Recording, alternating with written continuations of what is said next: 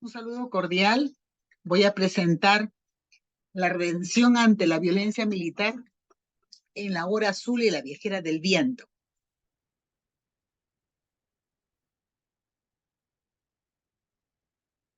La hora azul es una novela escrita del 2005, La viajera del viento de 2016. Ambas son de Alonso Cueto, son novelas realistas post-conflicto. Debo precisar para dar el contexto que entre 1980 y el 2000 en el departamento de Ayacucho, territorio andino peruano, hubo aproximadamente 70.000 personas eh, entre muertas y heridas, justamente debido al conflicto armado.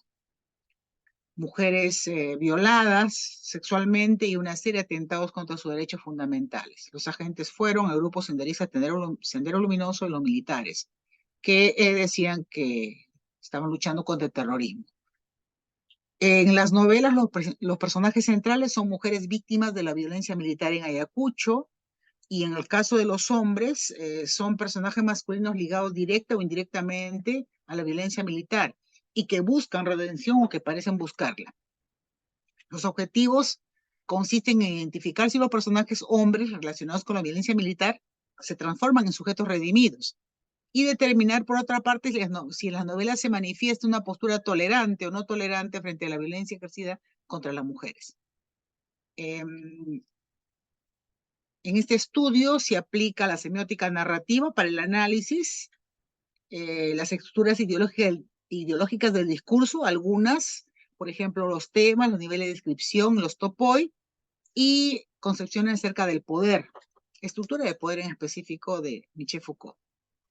Respecto a los resultados, debo señalar que en la novela La Hora Azul, los personajes principales son Adrián Ormache y Miriam. Adrián Ormache es un abogado que pertenece a la clase alta limeña. Este personaje no busca el perdón, ni mucho menos redención. Lo que quiere es que Miriam no diga que el papá de Adrián Ormache, que era un oficial del ejército, la violó. Y se observa que en el transcurso en el desarrollo de la novela, él le ofrece dinero y también ofrece ayuda a su hijo, porque ella tiene un hijo que se llama Miguel. Adrián Ormache supone que este hijo es su hermano, ¿no? A partir de la violación que el oficial Ormache padre, en este caso el padre, ¿no? Eh, lleva a cabo respecto de Miriam. También a partir del análisis se determina que Adrián Ormache es un sujeto perverso, no se transforma. Es perverso porque a él no le importa el dolor, ni el sufrimiento, ni el padecer de Miriam. Incluso él sabe del padecimiento de ella, lo manifiesta cuando ella muere, pero él no modifica su conducta. No se transforma en sujeto de redención. No se, y en este caso, la transformación no se realiza respecto de clases sociales distintas. En cuanto a la viajera del viento, los personajes son Ángel Serpa y Eliana. Ángel Serpa pertenece a la clase media baja, más bien es un ex militar del ejército, él trabaja en una tienda.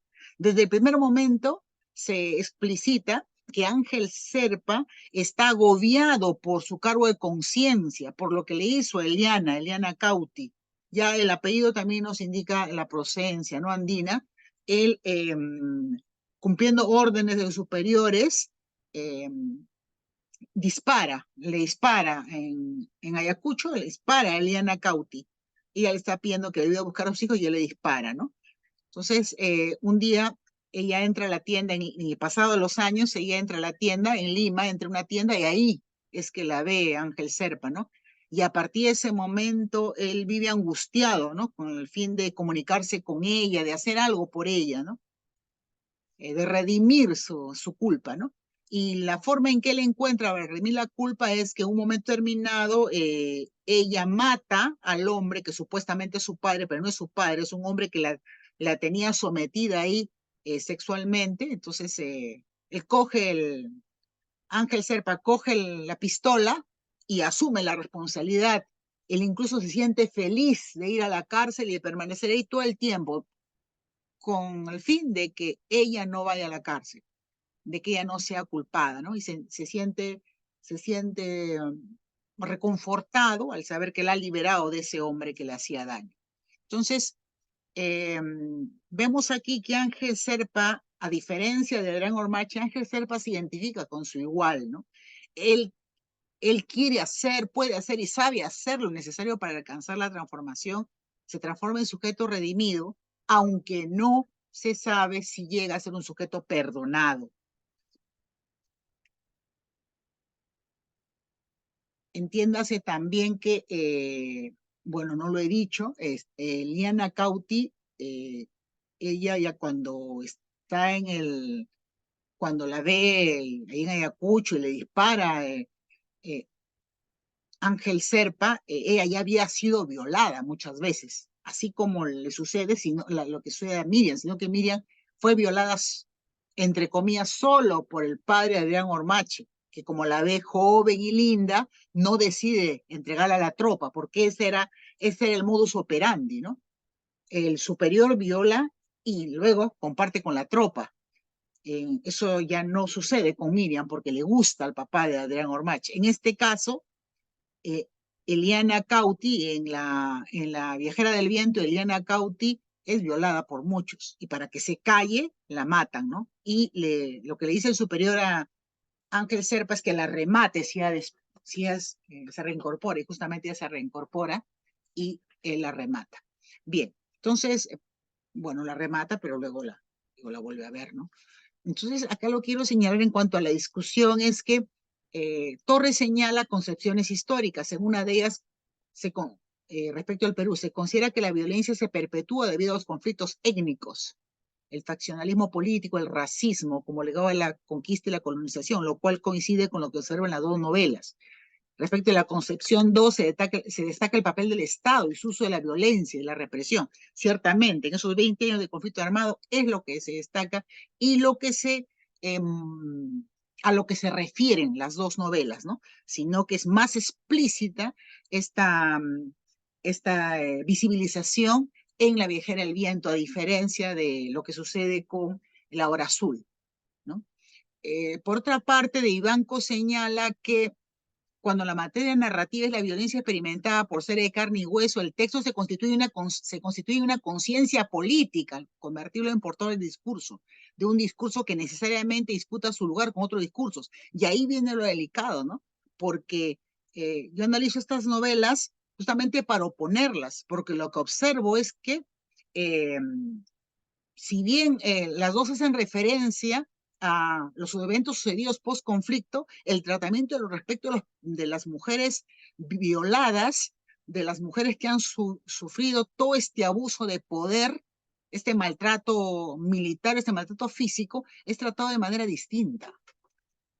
Eh, Desde la mirada de quien tiene poder, no pasó nada. Lo que busca es acallar, silenciar mucho más todavía al sujeto dominado. En el caso este es en el caso de La Hora Azul. En cambio, en el caso de La Viajera del Viento, podría decir que entre iguales, entre quienes tienen un nivel socioeconómico similar, hay una identificación. Entonces, sí hay un interés por reparar, ¿no?, lo que le sucede a la víctima. Bien, luego, justamente, bueno, ya lo dije, lo que señala Esteban es coincidente con lo que acabo de señalar. Y Beach señala respecto de Miriam en La Hora Azul, quiero señalar que respecto a estudios no he encontrado ningún estudio acerca de La Viajera del Viento. Sin embargo, me sirven los antecedentes para plantear la oposición, ¿no? Lo que estoy señalando, estas diferencias. Bien, la muerte de Miriam termina siendo el recurso perfecto, dice, para evadir la posibilidad de la unión entre dos personas de clases sociales distintas. Ciertamente, así es, exacto. Además, después de ello vemos que la vida de Adrián Ormache continúa como si no hubiera pasado. Le conviene eso, porque el silencio ahora sí que se perpetúa.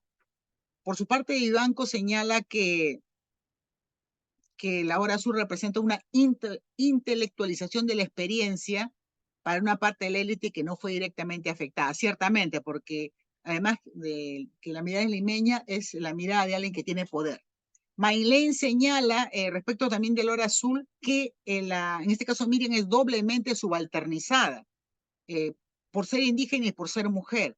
Pero no solamente es eso, sino que aparte de ello, hay que tener en cuenta, no es que no coincida con la autora, sino que hay que señalar aquí en este caso que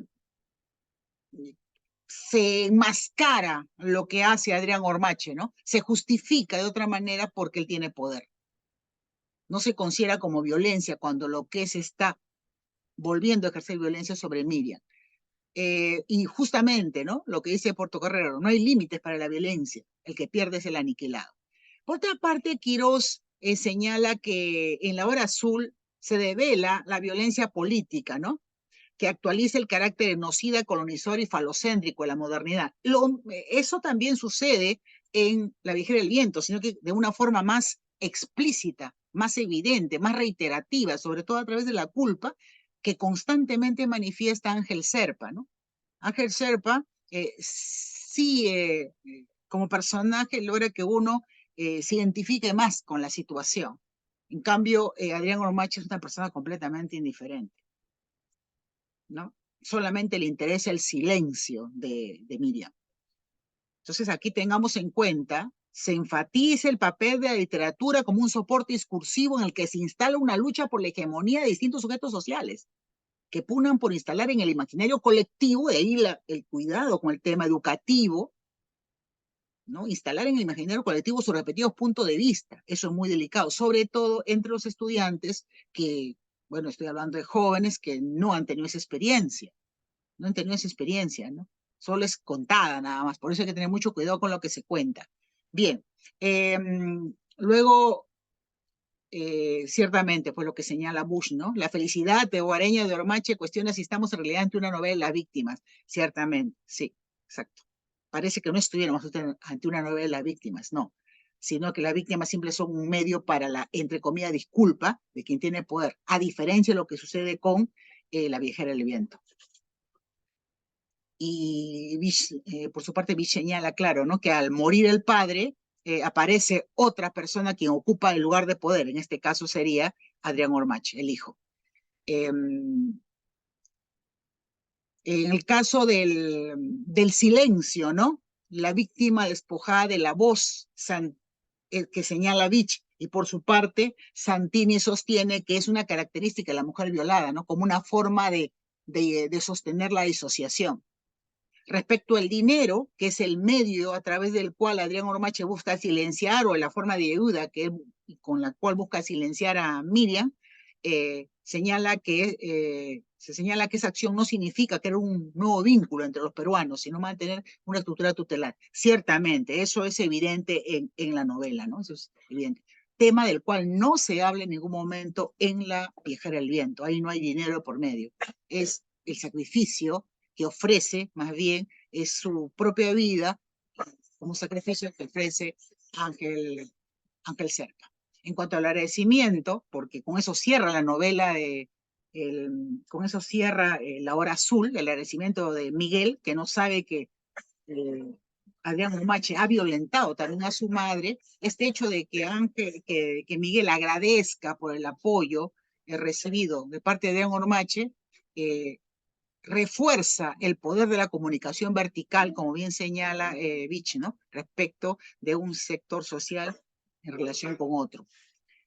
Para terminar, señala muy bien Teidon que hay que diferenciar entre la reconciliación horizontal y la vertical. La horizontal sería ejemplificada con la conducta de Adrián Serpa, ¿no? Es como parte de la comunidad, del mismo grupo. En cambio, la vertical sería respecto al Estado, ¿no? Que debe socializar el hecho de reconocer el racismo y el menosprecio étnico que existe en una sociedad como la nuestra. Y que, por otra parte, como señala de Negri Gire, la violencia política no debe pensarse como un hecho circunscrito a un momento, al pasado, ¿no? Sino que es parte de nuestro presente y podría ser también parte de nuestro futuro, como un fracaso constante como comunidad nacional peruana. Bien, muchas gracias y con esto termino la exposición.